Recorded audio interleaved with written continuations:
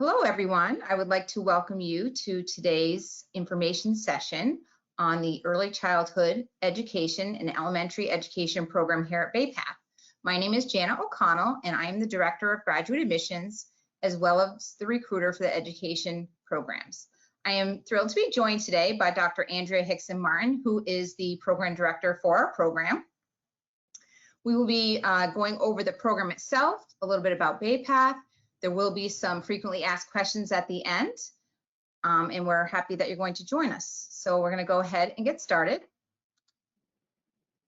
Bay Path at a glance. Bay Path was established and founded in 1897 as a private not-for-profit institution. We have campuses in Longmeadow and East Longmeadow. Those are our brick and mortar camps in Massachusetts. And we also have our online campus where this program is housed. We have a student body of over 3,300 students, which does include both our undergraduate, graduate, and doctoral level population. So we are a small, fairly small institution. We have alumni of more than 21,000 worldwide, and we are accredited by the New England Commission of Higher Education. There are lots of reasons our students choose Bay Path. One reason is that our programs are very flexible and accessible. We have highly personalized learning experiences. The online classes are flexible, and even when you take some of your courses can be flexible. We have a supportive faculty and staff who are highly trained in online teaching pedagogy, and they'll support you every step of the way as you work to achieve your goals. We have a very engaging and diverse community of learners. We have an innovative approach to learning, and our immediately applicable knowledge is applicable to what you're already doing in your classroom or will be doing in your classroom. So our online platform that we use here at Bay Path, we utilize Canvas, which is one of the most online intuitive learning platforms. There is a free course that orients new students to our Canva, which is called EXT099. So once students register for classes, they will have access to this free course in order to orient them to that learning platform. This can be accessed from your desktop, a tablet, and we even have a mobile app as well. It also has telecommunication and video capabilities, and we have a 24-hour dedicated online support team that can help you if you are having difficulty with our online platform. So now I'm going to turn this over to Dr. Andrea Hickson Martin, who is going to go over our student success focus as well as our programs. Thanks, Jana. As you stated just a moment ago, my name is Dr. Andrea Hickson Martin, and I'm very glad that you were able to join us this evening to hear more about our elementary and early childhood education programs here at Bay Path University. One thing that I'm very proud about at this university is we're very student success focused. Our mission is to assist you, the student, in becoming more independent and successful as learners. And we do that both working with you in and out of the classroom. Here on campus and both virtually, we have a mentoring that is available. So if you are a local student, we can meet in person with your advisor to assist you along your journey. And if you are in other parts of the state of Massachusetts, we can provide that same mentoring experience, but in a virtual setting. We also offer tutoring. So you will have access to a program called Smart Thinking. And on that program, you have the ability to receive online writing center support from a career coach or a tutor in a specific subject or focus area.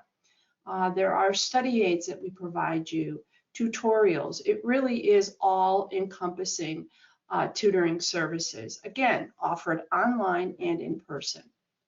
Our library is called the Hatch Learning Commons, and those academic resources are available in person and online. So everything that you might be able to check out here in our brick and mortar campus, you can also have that access through our virtual platform. So you can access any books that you might need, ebooks, online databases, scholarly articles, and even some of the newspapers and maybe some personal newspapers that you might be interested in, or magazines, are all available through our Hatch Learning Commons. We offer career development through our Sullivan Career and Life Planning Center. We have a team of colleagues that will provide you guidance around developing a professional resume, and maybe a portfolio, coming up with the best cover letter to land the job that you've dreamed of. So we have a team that will assist you with career development, both personal and coaching assistance. And we have what is called our career services. It will soon be called our Student Success Center. And there we will be providing opportunities. I apologize. Our Career Student Success Center is around tutoring, but our career services is about helping you with internships and employment opportunities through our Carpe Diem career network called Handshake. So we're going to help you from the moment you come in the door as a new student all the way through your career and beyond. So a little bit about our program. We have I oversee two programs as the Director of Early Childhood Education and Elementary Education. For those of you who are seeking your first license or first degree, master's degree beyond your bachelor's, you'd be seeking your Master's of Science in Education. If you already hold a master's degree, you'd be looking at what is called an educational specialist. Both our elementary and our early childhood programs are 39 credits with 3 very distinct tracks and certification options. So let's take a look at the initial licensure for both programs. We offer initial licensure for individuals seeking a license in pre-K to grade 2, or individuals who want a license to teach grades 1 through 6. That program consists of 9 core courses, 1 elective. Those are all 3 credit courses. So the 9 and the 1 equal 30 credits. And then the 9 remaining credits are achieved through your actual pre-practicum and practicum teaching experience. So when you actually get to put all of the knowledge that you've gained through your coursework, put it into action through your student teaching experience known as a practicum. We also offer the track of professional licensure in both of our programs, in pre-K to 2 early childhood and grades 1 through 6 elementary.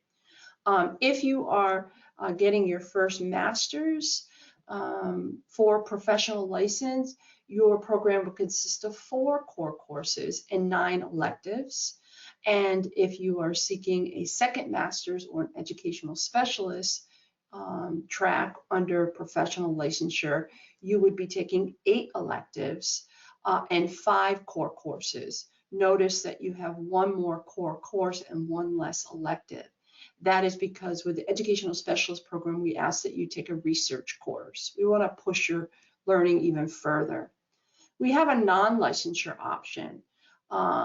That consists of 8 core courses. Again, when I say core courses, I want to reiterate those are 3 credit courses, and same with the electives. You would take 5 of those, 3 credits each, bringing you up to the 39 credits needed for this degree. We offer a professional licensure certificate. So these are for individuals that already hold an initial license, but are looking to advance that license to professional, but don't want to commit to a full 39 credit graduate program. So we have come up with a 12 credit professional licensure certificate to get you that license without having to go through the 39 credits. You would not obtain a master's degree, but you would receive the bump in your licensure designation to professional. Our start dates are very, very flexible.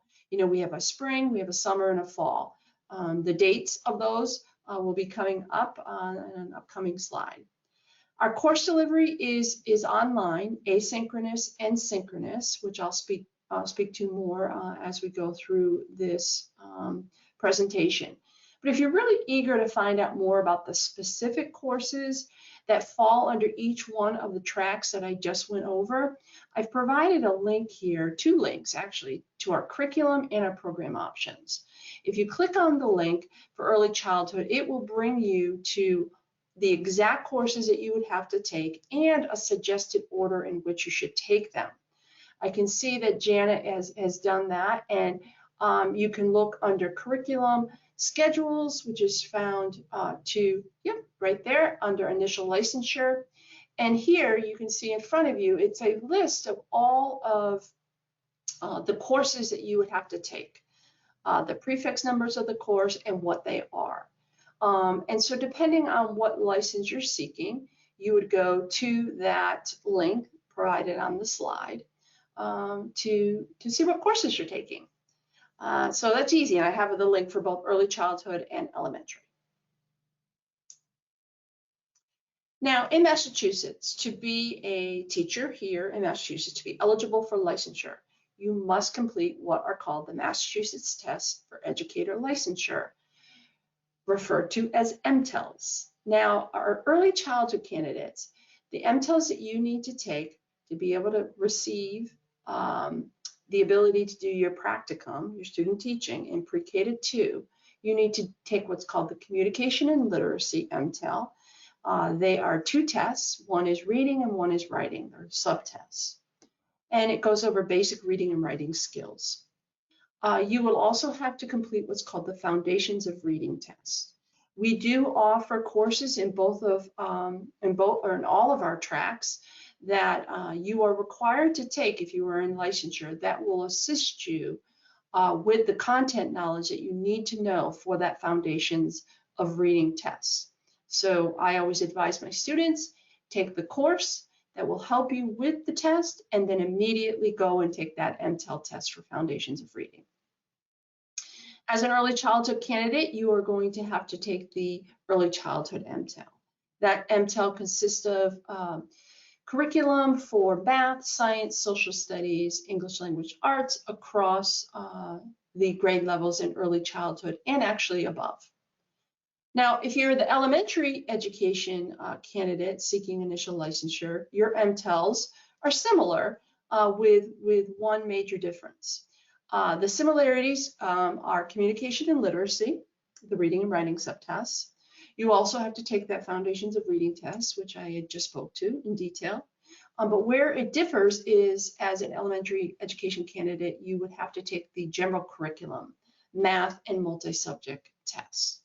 So it is a standalone math test, and we do provide you with a course a semester-long course on math that will assist you in the content knowledge that you need to successfully tackle that MTEL.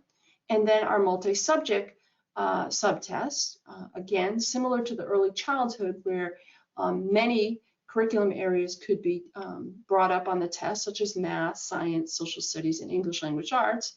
Again, all courses that you will be taking. So we work very hard to make our courses valuable to you in successful completion of the MTELs. Now, all of your MTELs must be passed prior to you being able to start your pre-practicum experience. And we offer workshops to assist you with those MTELs, and I'm sure you'll have more questions about that as we go along. Now, the practicum, referred to as student teaching. So for initial licensure in either early childhood or elementary, you are taking those 30 credits in courses, and then you take a 9-credit practicum experience. The practicum is done in the fall only after you've pretty much completed all your courses. We do not allow students to take courses after completion of the practicum. We want you to front load all of your coursework before you actually go into the student teaching experience. The experience is approximately 16 weeks. And as I stated, it is in the fall only. So you would be expected to start in a Massachusetts public school in one of the grade levels in which you're seeking your license. to complete your 16-week practicum experience. Our early childhood candidates will spend the first 12 of those 16 weeks in either first or second grade. And then we like you to spend the last 4 weeks of that 16-week experience in a kindergarten setting. Now, those are regulations that are set forth by the Department of Education. In regards to our elementary candidates, you'll spend your 16 weeks in any grade 1 through 6. You decide, okay? And as I want to stress, that practicum is done in the fall only. We want you to experience what it's like to open up a classroom, to start the school year off, to establish rituals and routines. It's a great experience that you may not get if you start a spring practicum. One question that I get often is, is my license transferable, my Massachusetts license? And the answer, is somewhat vague. And what I mean by that is that every state really has its own different licensure requirements. And so you would have to check with the state in which you're moving to or want to teach in to see if they'll accept your Massachusetts license. I will say, though, that Massachusetts MTEL licensure requirements are one of the more rigorous and well respected across the United States. And oftentimes our students, when they do move to another state and want to transfer their license, there's not an enormous amount of things that they have to do to get the reciprocity of that license. And I'll pass it on to our Jana for the graduation requirements. Hello, everyone. Again. The requirements for this graduate admissions program is we do require a Bachelor of Science or Art or a Master of Science degree from a regionally accredited institution.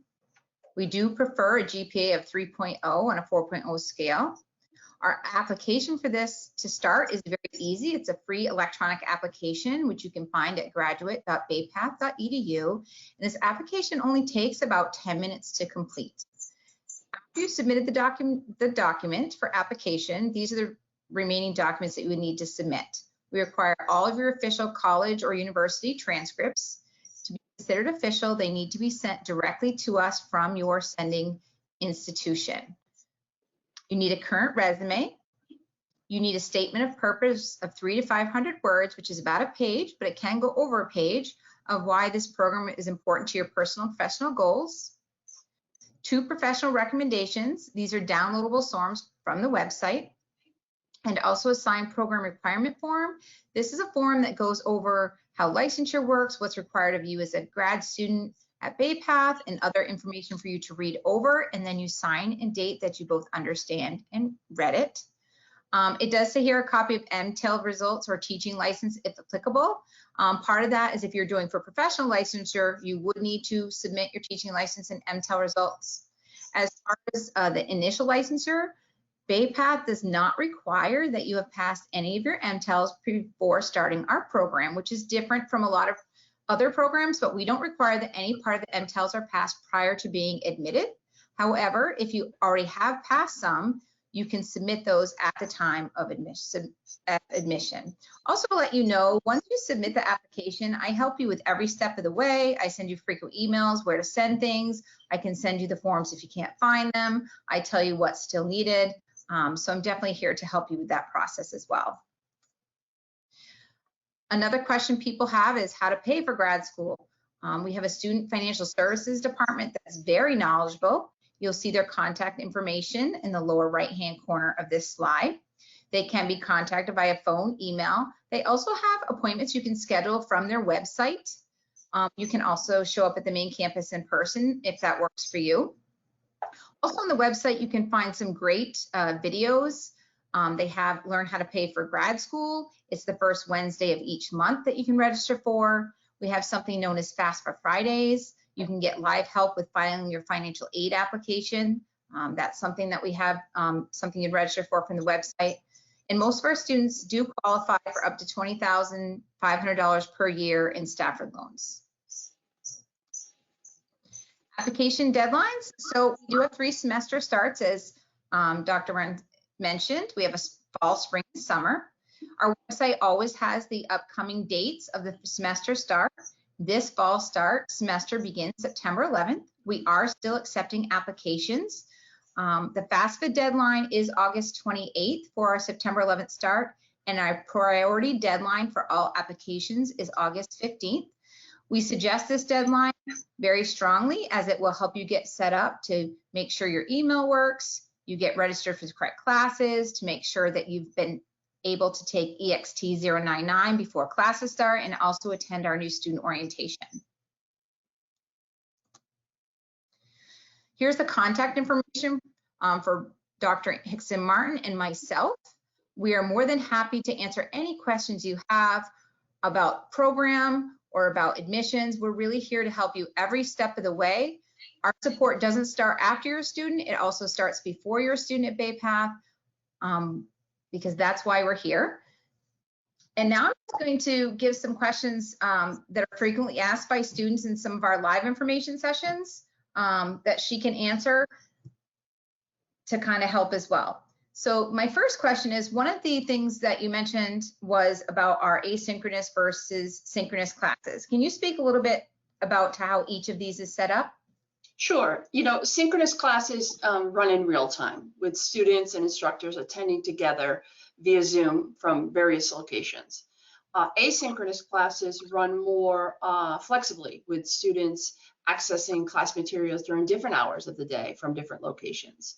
And so your courses are a combination of those, asynchronous and synchronous, but predominantly asynchronous. Thank you. How will I be able to juggle a course load with work and a full-time job?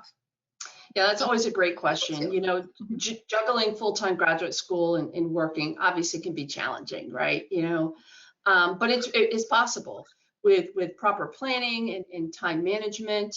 You know, you've got to be disciplined. You know, create a schedule, plan your week out in advance, allocate specific times to study. You know, set realistic goals. Make sure you're communicating with your employer and your family and your professors, you know, what you're dealing with, so nothing comes as a surprise. And I think it will lead to, that communication will lead to maybe some accommodations if needed, if necessary, you know. And use the online resources that we provide and the tools. Lean on your advisor, lean on your instructor. And I think what's really most important is that it's essential that you really kind of maintain some sort of wellness for yourself and a lifestyle. Get enough sleep and eat well and exercise and really make time for yourself to prevent burnout is, I think, key for juggling. Great suggestions. How many hours per week do you think I would need to set aside for each course in estimate? Sure, and truly this is an estimate because weekly course assignments and readings will vary. So therefore the hours committed to those will vary. You know, I would plan an average of 6 to 10 hours weekly, because that would include the readings, the chapter readings, maybe articles, any videos that you might have to watch, and the completion of the assignments. Some weeks may be more, some weeks maybe less. Thank you. And how accessible is faculty at Bay Path? I think that's one of the things that our students will say, that they love how accessible we are. As you can see in front of you, I provide you not only with my work phone number, I provide you with my personal cell number.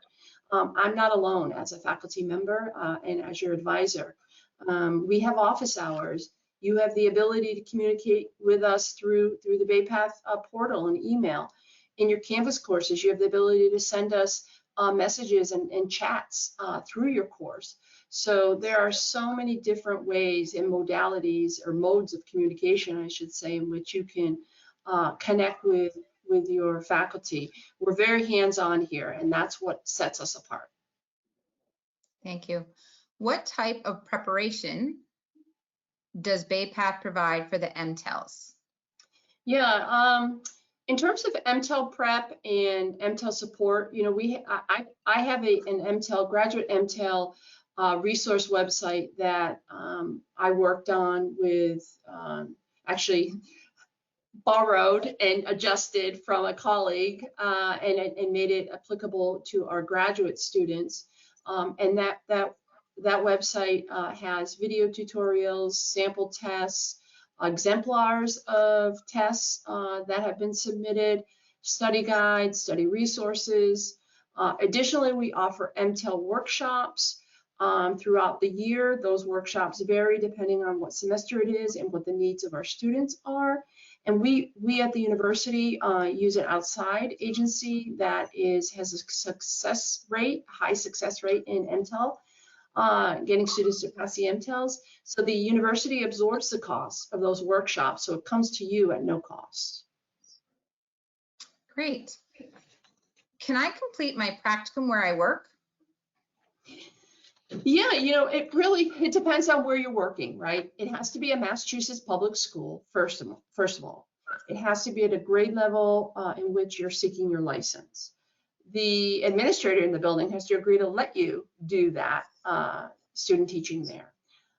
So I've yet to have any administrator refuse to allow an employee at their building do their student teaching. But again, you want to make sure that you've arranged that with your principal. Thank you. And our last frequently asked question is, what is the main difference between the non-licensure and licensure track? Yeah, so the non-licensure track is available for individuals who may not want to teach in a public school setting for one reason or another. They may want to remain in a private setting that does not require a license. It could be for individuals who don't plan to work in Massachusetts and will seek the degree here, but then seek licensure in another state. Another reason for the non-licensure track is for individuals that may be struggling to get those MTELs passed, and they want to at least get the degree, get the graduate degree, and then focus solely on getting those MTELs passed, and then they can return back to the institution to complete their standalone practicum experience for more than likely 9 credits. So there are several reasons why we have that track. We want to make sure we're meeting the needs of everybody. Great, thank you. I just want to thank everyone for joining us today. I hope you found this to be very informative and helpful as you're looking at institutions and at this program. And just again, I just want to reiterate that we are here to help you along the way from the beginning of your admissions process through graduation. So I hope you decide to join us, and please don't hesitate to reach out if you do have any further questions. Thank you. Thank you.